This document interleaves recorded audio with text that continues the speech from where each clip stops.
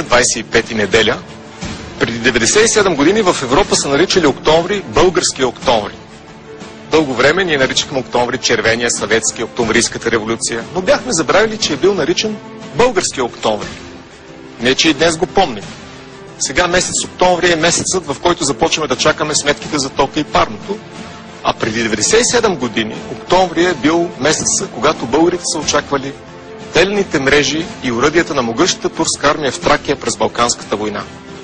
Точно на 25 октомври 1912 година българите спират опита за турско контранастъпление и започват своя победен марш през тракийските полета. Там, по полетата на Тракия, през скалния октомври, ние като народ осъществяваме най-големия си връх, без да знаем, че само след година ни очаква най-голямото ни падение. Днес ще ви разкажа за един герой от този български октомври, който носи странното определение на историците за личения герой. Дори не забравения, а за личение. Той дори не е българин, а арменец. Казва се Гарегин Наждех. Гарегин е лично име, а Наждех е прозвище, което той сам си е избрал. Означава скиталец. Убеден съм, че повечето от вас не са чували името му, нито са виждали лицето му. Той е много известен в Армения. Нещо като Ботев за нас българите, а пък у нас е тотално неизвестен. Странно е, защото арменския Ботев е български гражданин и офицер. Ние, които обичаме да търсим българска връзка навсякъде, дори и където я няма, за един арменец, който е бил министър-председател и виден военен, пропускаме, че е бил български гражданин и офицер. Каква е историята на тая загадка?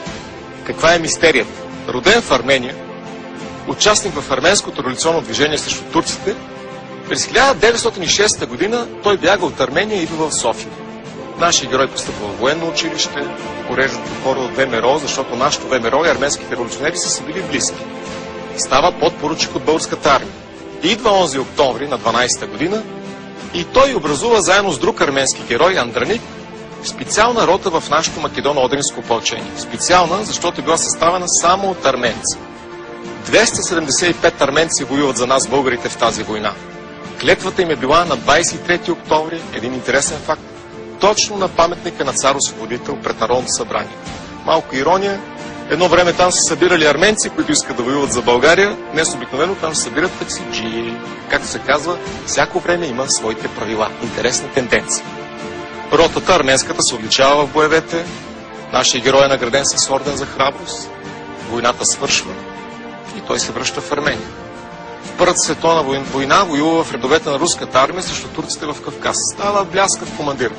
Получава чин генерал. Идва октомврийската революция. Онзи другия, червения октомври. Армения получава независимост. И той е във възторг. Всички малки народи са във възторг, защото царска Русия доста ги е потъпкала. И тук следва обрата. Съветска Русия решава прочутия на Горни Карабах да премине към съветския Азербайджан. А Гарегин отказва и става министър-председател на така наречената планинска Армения.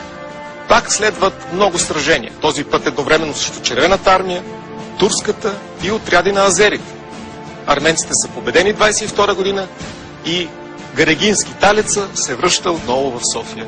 Живее тук наблизо до НДК на улица Солунска. Започва Втората световна война. Идва нова сила – германците. Един по-малко известен факт е, че освен евреите и арменците са били нарочени за геноцид. В немската преса започва да излизат такива статии. И Гарегин прави нещо невъзможно.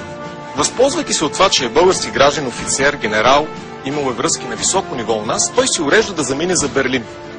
Лично се среща с един от водещите идеолози на Райх, Розенберг, и го убеждава, че арменците могат да бъдат не противници, а съюзници на Германия, ако тя освободи Кавказ.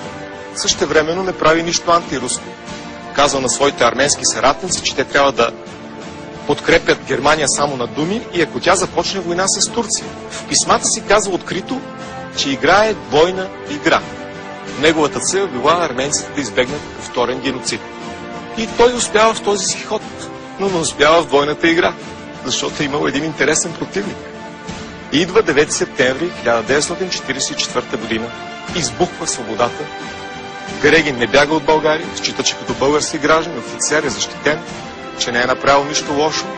Даже пише приветствено писмо до маршал Толбухин, командира на 3-ти Украински фронт, който влиза в България.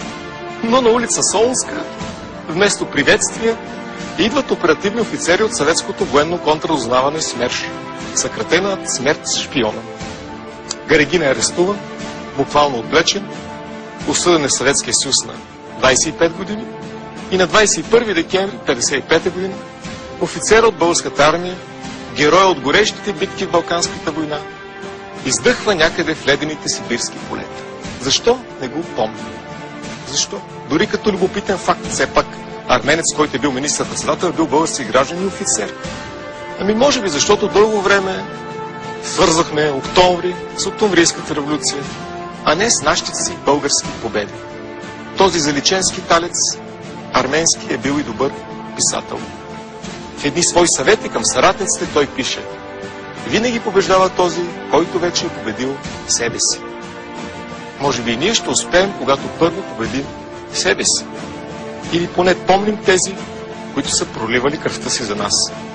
Защото ако не помним каква България сме имали, никога няма да знаем каква България можем да имаме.